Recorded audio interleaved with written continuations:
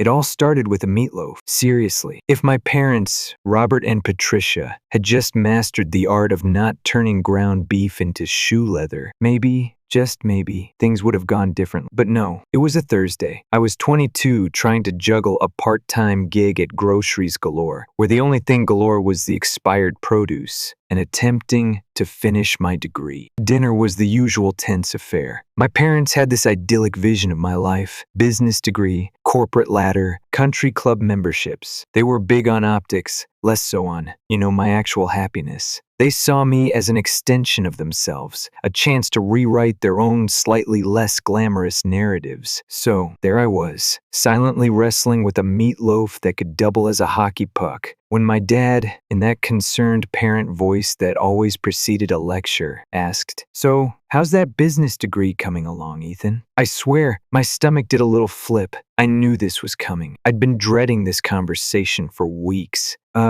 About that," I mumbled, poking at the congealed gravy. "I've been thinking about switching majors." The silence that followed was thick enough to spread on that meatloaf. You could practically hear the gears grinding in their brains, processing this unexpected deviation from the master plan. Switching majors? My dad's voice was dangerously low. "To what, exactly?" "Computer science," I said, trying to sound confident, even though my palms were getting sweaty. I could feel my mom's eyes on me, that I'm trying to be supportive but secretly judging you look she'd perfected. "Computer science?" My dad scoffed. "Are you out of your mind? Business is where the money is, Ethan. You're throwing your future away on some hobby." "It's not a hobby, Dad," I protested, my voice rising. "I'm actually really into it. I think I could be good at it." "You think?" My mom chimed in, her voice dripping with condescension. "Thinking isn't exactly your strong suit, Ethan." She delivered the line with a tight little smile, like she'd just landed a killer punchline. I gritted my teeth. I wanted to tell them that they had no idea what I wanted, that their perfect plan was suffocating me, but I knew it wouldn't do any good. It would just escalate into a shouting match, and I wasn't in the mood. "Passion doesn't pay the bills, Ethan," my dad continued, oblivious to the storm brewing inside me. "You're being reckless. You need to think about your future, not just what you feel like doing right now." That's when it hit me. They didn't care about me. They cared about the image of me, the son who checked all the right boxes. I was their pet project, and any deviation from the blueprint was a personal affront. After dinner, I retreated to my room,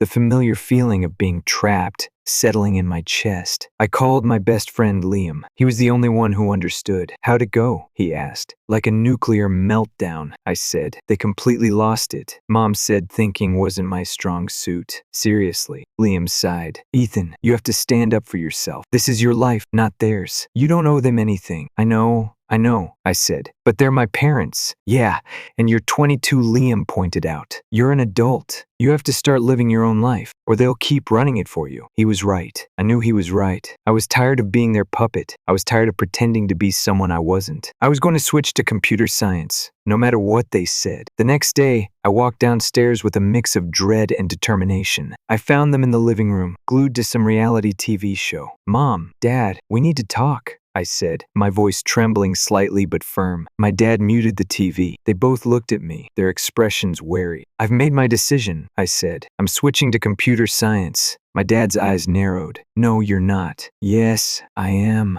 I said, my voice stronger this time. "I'm an adult, and this is my choice." For a moment, I thought, maybe, just maybe, they would back down. But then my mom stood up, her arms crossed. "If you're such an adult," she said, her voice icy, "then you can support yourself. You have 24 hours to pack your things and get out." I just stared at her, frozen. I couldn't believe what I was hearing. "You can't be serious," I finally managed to say. "Oh, we're serious," my dad growled. "You want to make your own decisions? Fine, but you're doing it on your own." I don't even remember walking back to my room. I just remember the overwhelming feeling of betrayal. They were my parents. They were supposed to love me, support me, even when I made choices they didn't agree with. Instead, they were kicking me out. I called Liam, my hands shaking. "Dude, they kicked me out," I said, my voice cracking. "I don't know what to do." "Pack your stuff," he said without hesitation. "You're staying with me." As I threw my clothes into a duffel bag, it finally hit me. I was homeless. My own parents had thrown me out. But at the same time, a small part of me felt relieved. For the first time in my life, I wasn't going to be under their control. I was free, but I had no idea what that really meant. The next few days were a blur. I crashed at Liam's place, trying to wrap my head around what had happened. One minute, I was arguing with my parents about my major. The next, I was homeless. It felt surreal, like it was happening to someone else, not me. Liam's apartment was cozy. Think one bedroom, smelled faintly of stale pizza and gym socks. But I couldn't complain. I had a roof over my head, and a friend who wasn't about to ask me to leave. Still, it was cramped. I was sleeping on his lumpy couch, a relic from his college days that squeaked with every breath I took. I didn't have a choice. Crawling back to my parents wasn't an option. I tried to focus on my classes, but it was nearly impossible. Every time I sat down to study, my mind drifted back to the argument, to the coldness in my mom's eyes, the anger in my dad's. It was like my brain refused to let me forget that I didn't have a home anymore. Then there was the money problem. My savings were dwindling fast, and I knew I couldn't make it last. I needed to work more hours, but between classes and trying to figure out my life, it felt impossible. Ashley, bless her heart, kept trying to be supportive, but even she couldn't fix this mess. One day, she called and suggested we grab lunch, a distraction. We ended up at a cheap sandwich shop near Liam's. I hadn't been eating much since I left home,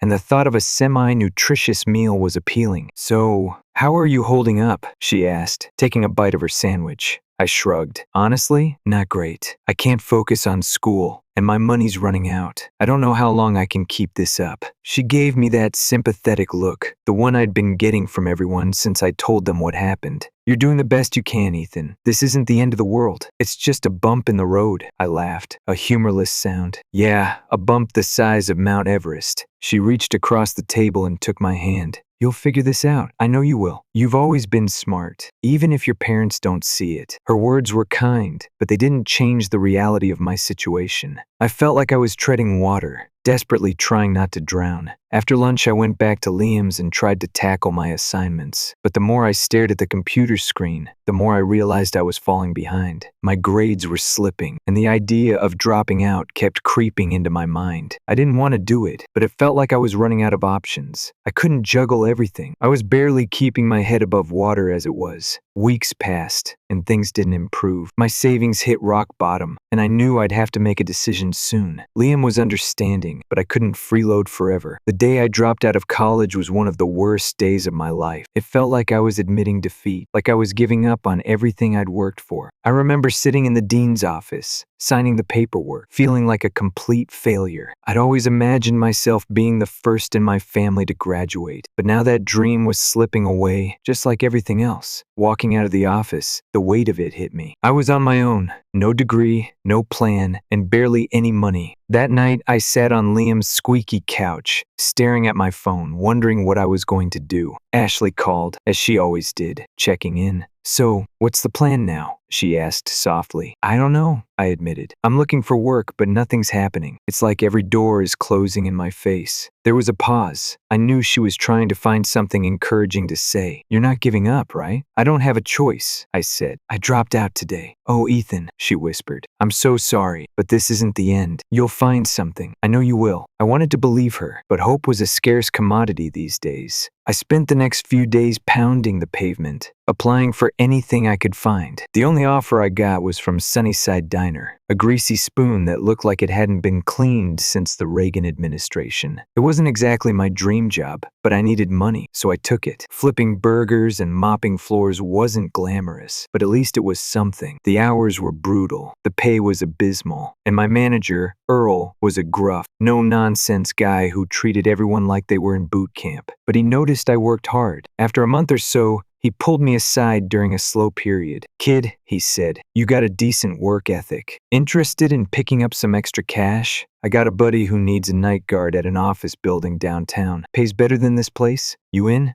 I didn't even have to think about it. "Yeah, I'm in." Just like that, I was working 2 jobs, flipping burgers by day, guarding an empty building by night. It wasn't exactly a recipe for a fulfilling life, but it was a way to survive. Sleep became a distant memory. Most nights, I ran on fumes, barely able to keep my eyes open, but I had no choice. Ashley kept sending me links to tech internships, trying to get me back on track, but I didn't have the time or energy. My life was all about survival now. Dreams and passions were a luxury I couldn't afford. Every night, sitting in that dark, empty office building, staring at the city lights, I wondered how my life had taken such a drastic turn. Just a few months ago, I had plans, dreams, a future. Now, I was just trying to make it through one shift at a time. Working 2 jobs was pure hell. No other way to put it. The diner was a greasy, chaotic mess, and the nights at the empty office building were mind-numbing. I ran on maybe 4 hours of sleep, fueled by energy drinks, and basically lived out of a beat-up backpack. But at least the money was coming in. It wasn't much, but it kept me afloat. Liam never said anything, but I think he was relieved I could start contributing to rent. I didn't want to be a total freeloader. Then, out of nowhere, things started to change. I don't know if it was dumb luck or the universe finally deciding to cut me some slack, but one day, while I was flipping burgers, a guy came in for lunch. Just another customer, I thought. He looked as tired as the rest of us, another cog in the overworked, underpaid machine. After his meal, he came up to the counter to pay. As I handed him his change, he glanced at the computer screen behind the register. I'd been working on some coding exercises during my break, trying to keep my skills sharp. "You into coding?" he asked, his voice casual but curious. I nodded, trying not to sound too eager. "Yeah, I'm teaching myself, hoping to make a career out of it someday." He chuckled. "Well, I might have something for you. My company's looking for entry-level guys. Nothing fancy, but it's a start." I blinked, not quite believing what I was hearing. "Seriously?" He shrugged, like it was no big deal. "Yeah, send me your resume. I'll put in a word for you." He handed me his business card, and I swear, my hands were shaking as I took it. It was like a tiny flicker of hope in the darkness. That night, I didn't even care how exhausted I was. I went back to Liam's, fired up my laptop, and worked on my resume. It wasn't perfect, but it was something. I shot him an email, then tried not to get my hopes up. A few days passed, and I didn't hear anything. Part of me figured he was just being nice, and I'd never get a call. Then, one afternoon during my night shift, my phone buzzed. It was an email from his company. I stared at the screen for a solid minute, too scared to open it. When I finally did, it wasn't a rejection. It was an invitation to interview. I couldn't believe it. I'd gone from flipping burgers and guarding empty buildings to, maybe, just maybe, getting a real job. The interview wasn't fancy. I borrowed one of Liam's decent shirts and took the bus to the office. It was a small startup, nothing flashy, but it felt like a different world compared to where I'd been. The guy from the diner, Trevor, greeted me at the door and introduced me to his boss, Tina. Tina was tough, but fair. She asked about my experience, and I was honest. No degree, but I'd been teaching myself everything I could about coding and it. I showed her some of the small projects I'd been working on. She didn't seem too impressed at first. Then she asked me to solve a technical problem right there on the spot. My mind went blank. Panic flared. But then I remembered all those late nights, all the coding challenges I'd tackled just for the hell of it. I took a deep breath and got to work, trying to stay calm. When I was done, Tina glanced at the screen. She didn't say much, just nodded and looked at Trevor. "He's got potential," she said.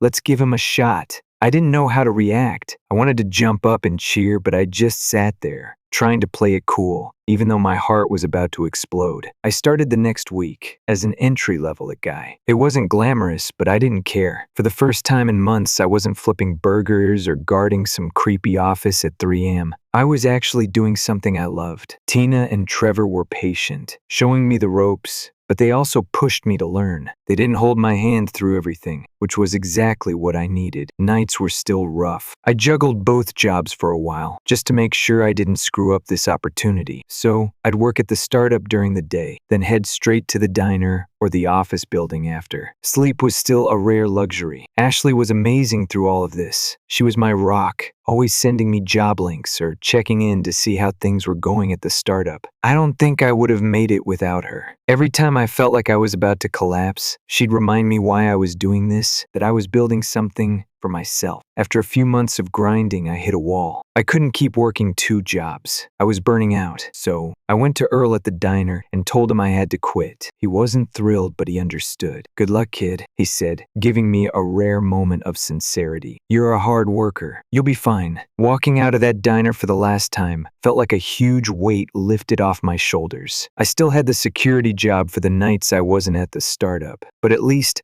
I wasn't running myself into the ground as fast. As time went on, I threw myself into the IT gig. I spent every spare moment learning new skills, taking on projects, and soaking up as much knowledge as I could. I wasn't just trying to survive anymore. I was trying to build something real, something mine. It wasn't easy. There were days I doubted myself, wondered if I was chasing a pipe dream. But every time I got through a challenge, solved a problem that had stumped me for hours, I felt that spark again, that fire that had been missing for so long. And slowly, bit by bit, I started to see a future for myself again. Not the future my parents had planned, but one I actually wanted. And for the first time in a long time, that felt like enough. A few months into the new job, things started to feel different. Not in a bad way, just different. I was finally doing something I enjoyed, and I wasn't dragging myself out of bed just to survive another day at some dead-end job.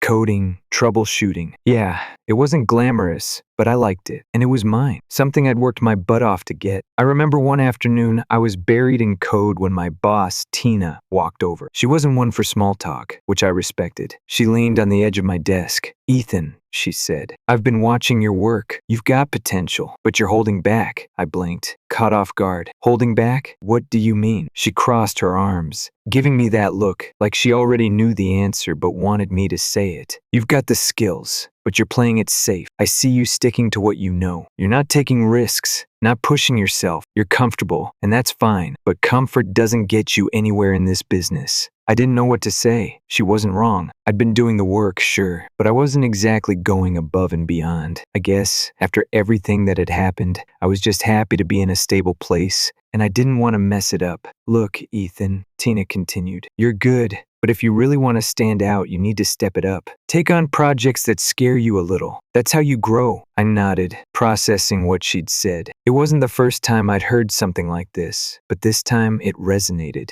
This wasn't some lecture from my parents about wasting my potential. This was someone who saw what I was capable of and was pushing me to be better. So I took her advice. I started volunteering for more complex projects, stuff I wasn't entirely sure I could handle. There were definitely moments where I felt like I was in over my head, but every time I figured something out, that feeling of accomplishment made it all worthwhile. One day, Tina assigned me a big project for a new client. It was way more responsibility than I'd ever had, and part of me was freaking out, but another part of me was excited. This was the kind of challenge I needed, to prove to myself that I could handle bigger things. I spent weeks working on it. Late nights, weekends, every spare minute was dedicated to making sure it was perfect. When I finally submitted the finished project, I felt like I'd run a marathon. Exhausted, but in a good way. A few days later, Tina pulled me into her office. I sat down trying to stay calm, but I was nervous. What if I'd messed something up? She didn't waste any time. "Ethan, the client loved your work. They're moving forward with everything you suggested." I let out a breath I didn't even realize I'd been holding. She nodded, a small smile on her face. "You did good. Keep this up, and you're going to go far." Walking out of her office, I felt 10 feet tall. For the first time in a long time, I wasn't just surviving, I was thriving. I started to see a future that wasn't just about scraping by, but actually building something real. The more I threw myself into my work, the more I realized how much I'd been holding back, not just in my job, but in life. It was like a fog had lifted, and I could finally see what I was capable of if I stopped letting fear hold me back. It wasn't easy. I made plenty of mistakes, but each one taught me something, pushed me forward. Around that time, things with Ashley started to shift too. She'd always been supportive, but now she seemed proud. We'd go out to dinner, and instead of me venting about crappy jobs or money problems, I'd be talking about some new project, some cool thing I'd learned, and she'd listen, really listen, like she could see I was finally on the path I was meant to be on. One night, we were at her place after a particularly brutal week. I was exhausted, but in a good way. She looked at me, a soft smile on her face.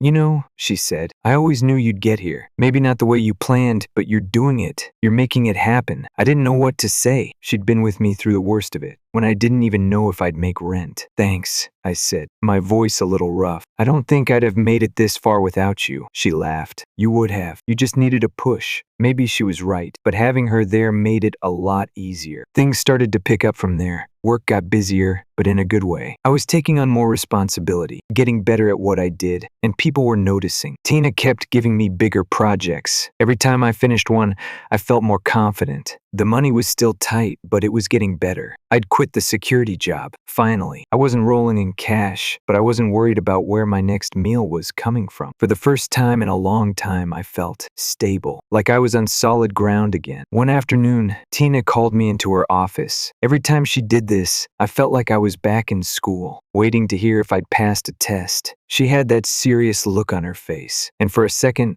I wondered if I'd screwed something up. Ethan, she said, sliding a folder across the desk, I have another project for you. I picked it up, scanning the details. It was for a new client, a big company looking to upgrade their entire IT infrastructure. A huge project, bigger than anything I'd worked on before. My stomach did that little flip it always did when I was both excited and terrified. This is a lot, I said, trying to sound confident. Tina nodded. It is, but I think you're ready. This is going to be a big deal for the company, and I want you to lead it. Lead it. Those words hit me like a ton of bricks. I'd been working hard, sure, but leading a project like this, that was next level. I won't let you down, I said, feeling the weight of what she was trusting me with. I know you won't, she replied, giving me a rare smile before getting down to business. Story 2. It's funny how life works, isn't it? 1 minute you're juggling work, wedding plans, and the general chaos of being alive. The next,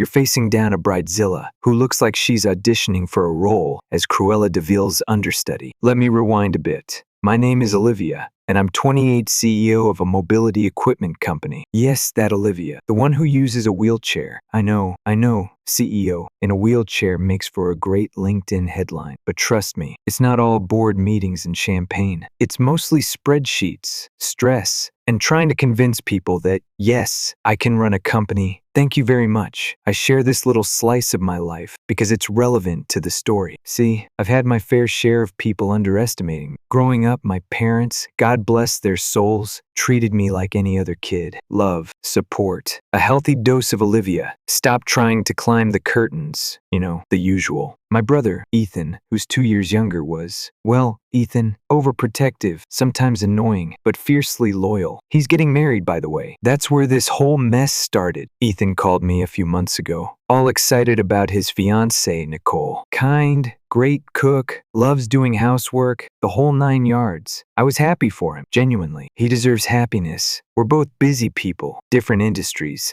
So I hadn't met Nicole yet. The wedding was set for this weekend. Fast forward to the day itself, and I'm rolling into the venue, ready to celebrate. I'm about to go in when this vision in white stops me. Hey, you there? Wait a moment, she barks. Me? I ask. Because, well, who else could she be talking to? Are you by any chance? She trails off, like she's expecting me to complete the sentence with the hunchback of Notre Dame. It's obvious, isn't it? I reply, trying to keep the sarcasm out of my voice. I'm the bride. Oh, nice to meet you. I'm Olivia, Ethan's sister. Nicole's smile falters. Oh, she says again, her tone cooler this time. Something felt off. I couldn't put my finger on it, but it was like the air had suddenly dropped 10 degrees. Hey, what's with this woman? She suddenly snaps. I can't believe this. Nicole, what's going on? I ask, genuinely confused. Don't touch me, please, she recoils. I wasn't told that Ethan had a sister like you. I knew he had a sister, but not like this. I had no idea.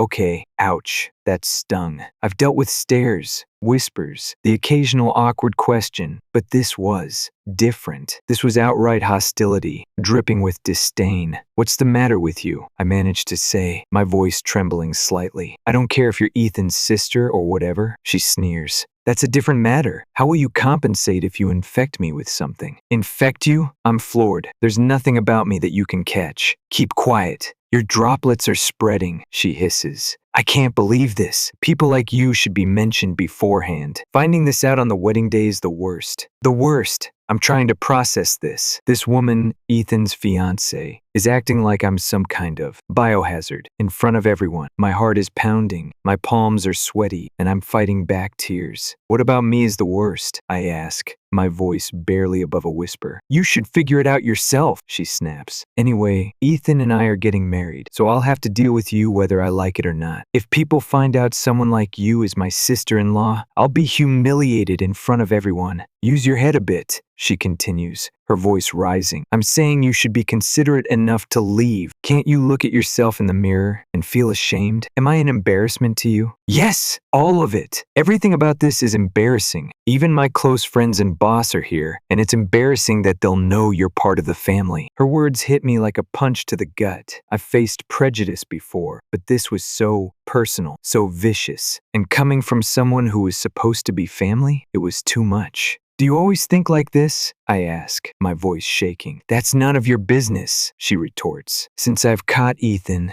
the CEO, don't you dare get in my way. That's when it clicked. Nicole wasn't just shallow and cruel. She was a gold digger. Ethan, my sweet, kind, oblivious brother, was being played. I knew I had to do something, but I also knew I couldn't ruin his wedding day. Not publicly, anyway. Then I'll be leaving now, I say, trying to sound as composed as possible. I'll just leave a gift here, huh? I don't need money from someone like you, she scoffs. You don't even look like you can hold a decent job. You're just leeching off Ethan, aren't you? I bet your gift is something small, like $7, right? Is that so? I reply, a slow smile spreading across my face. Then I'll take this $70,000 gift back with me. It's quite heavy though. Her eyes widen. $70,000? Wait, if you had that much money, you should have said so earlier. I'll take it. Sorry, I say. I've already put it away. It's too late now. I'll be leaving then. No, you leave that gift here. And why do you even have that much money? Oh, I see. That's money you took from Ethan, isn't it? No, I say, my voice hardening. Actually, I run a company that makes mobility equipment with a global reputation. Even though I look different, my company makes $700 million a year. So a gift like this is no big deal. Her jaw drops.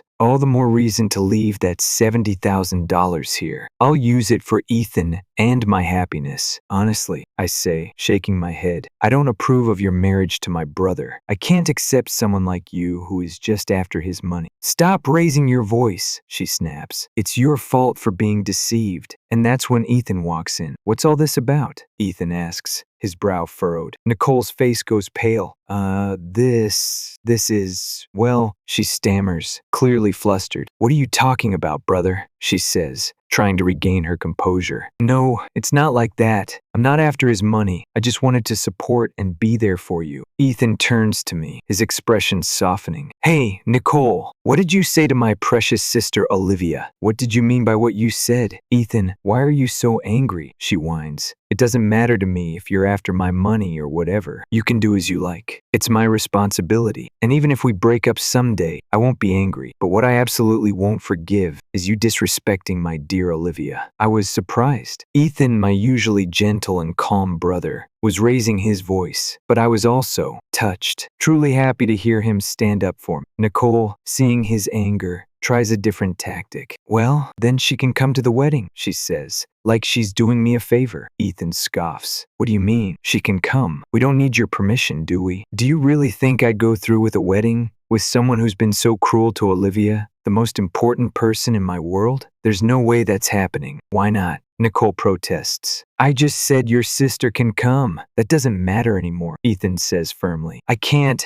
and won't marry a woman who insults my family. We're breaking off the wedding. Breaking off the wedding? Nicole's voice rises in panic. Ethan's face hardens. Both Olivia and I lost our parents when we still needed them. Olivia cried because she was lonely, but she still tried to cheer me up when I was sad. Even though she wanted to cry, she held it back and gave me the brightest smile. She was just a little kid in elementary school, and I was already in high school, a grown man. She held back her tears and told me to smile, and that gave me strength. He turns to me, his eyes filled with warmth. Brother, you remembered that? Of course I do, he says. How could I forget you holding back so many tears, but still managing to smile? I still remember that smile of yours to this day. That's why, even when work gets tough, I think of your smile, and it keeps me going. You tried to do house chores. You only learned in home economics, but before I knew it, you were just making meals. You were preparing lunches too. Olivia and I supported each other through life like that. I won't forgive anyone who insults such an important family member. Apologize to Olivia.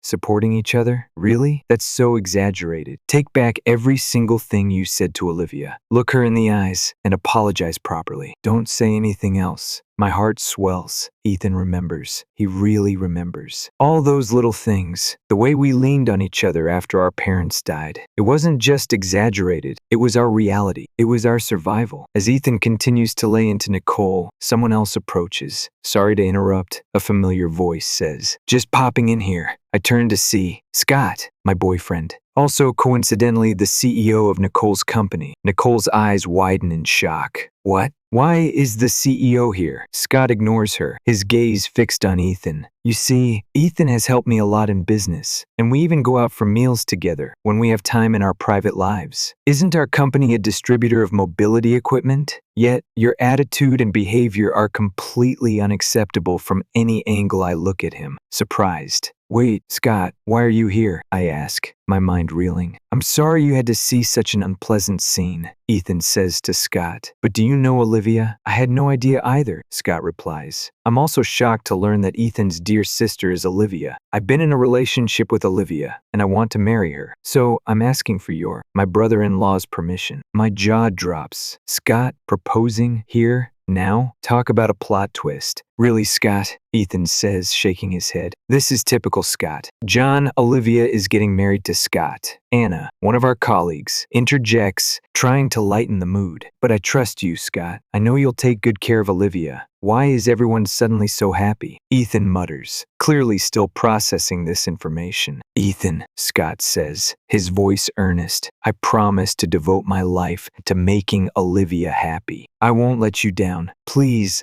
let me marry Olivia. And you're saying this here, right now? Ethan asks, still looking a bit dazed. John, I promise to devote my life to making Olivia happy. I won't let you down. Please let me marry Olivia, Scott repeats. Ethan looks from Scott to me, then back to Scott. The gears are turning in his head. This is a lot to take in. My brother's wedding imploding, his fiancée revealed as a gold-digging harpy, and my boyfriend, who also happens to be her boss, proposing to me. All in the space of about 10 minutes. Yeah, this is definitely going to be a story to tell at Thanksgiving. Nicole, who's been silent through this exchange, finally speaks up. Wait a minute, she exclaims. So, this woman is the girlfriend of our company's CEO, and Ethan, the savvy entrepreneur, is her brother? That's incredible! But even if it's luck, Olivia worked hard to get here. She faced everything head on and used her brains to succeed. Don't belittle her achievements by calling it luck. And by the way, she adds, turning to Scott, she just became my fiancée a moment ago. So, you understand what it means to insult the woman I'm marrying, right? Nicole's defiance hangs in the air, thick and heavy. She clearly thinks she's still got some kind of leverage. She's wrong. So wrong. So what if I did? She continues, her voice dripping with disdain. I don't care if she's your girlfriend, friend, or fiancé or whatever. What's a CEO going to do? It's just personal stuff, right? Scott's expression hardens. Well, yes, he says calmly, but there are clients here, and the company's reputation is at stake. Your remarks, Nicole, are a serious issue in my company. Such behavior would be grounds for dismissal. I don't want to work with a company that harbors individuals like you. Nicole's eyes widen in panic. You can't just fire me. That would be a problem, she protests. I'm sorry, Scott says firmly. Please forgive me. I can't stand the idea of someone like you becoming my sister-in-law. If you can understand why you need to apologize, Scott continues, ignoring her outburst, then there's no point in talking any further. Wait, please. Nicole's voice cracks. Breaking off the engagement and getting fired are big problems for me. How am I supposed to live if that happens? Why don't you look for another company? Scott suggests, his voice devoid of sympathy. I'm done with you, Nicole, but you still want me to get you a job at my company? Scott asks, raising an eyebrow. Nicole's eyes light up with a flicker of hope, quickly extinguished by Scott's next words. John, please.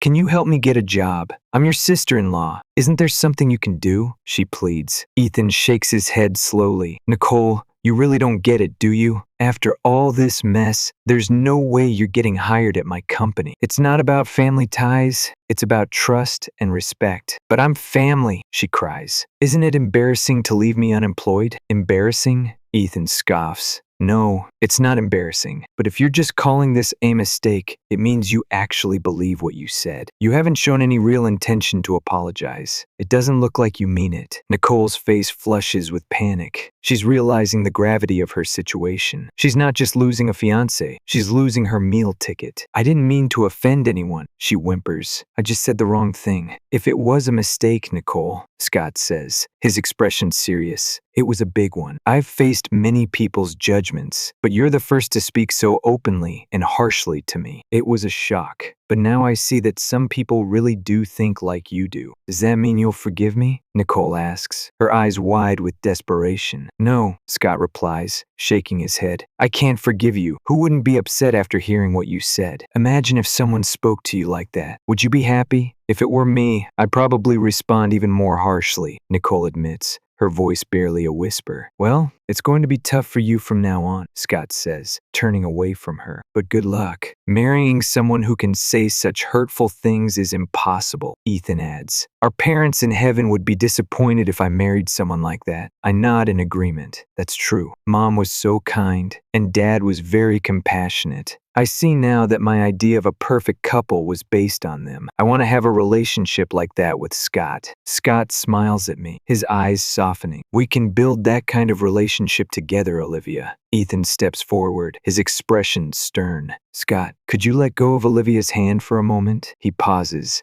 then turns to Nicole. It seems you've made your decision, brother. And one more thing, Nicole. You are responsible for all the wedding expenses. Nicole's face falls. Ouch, she mutters. That's going to be a big hit on my wallet. Well, Nicole, Scott continues, I think it's best to call off the wedding. I've already told all my friends, and I've posted about the dress, the food, and the venue on social media. Nicole's eyes widen in horror. No, I can't have the wedding called off. I've already told everyone. I've shared everything online. How am I supposed to explain this? Maybe you should delete those posts, Scott suggests calmly. Most people who see them don't even know you. Is it really worth boasting to strangers about something that's not going to happen? Nicole looks around frantically, trying to find a way out of her predicament. Wait, please. This is impossible. You have to reconsider. Think about it, please, Scott sighs, looking at Nicole with a mix of pity and resolve. Nicole, you need to think this over. What you did was hurtful and disrespectful. It's going to be hard for you,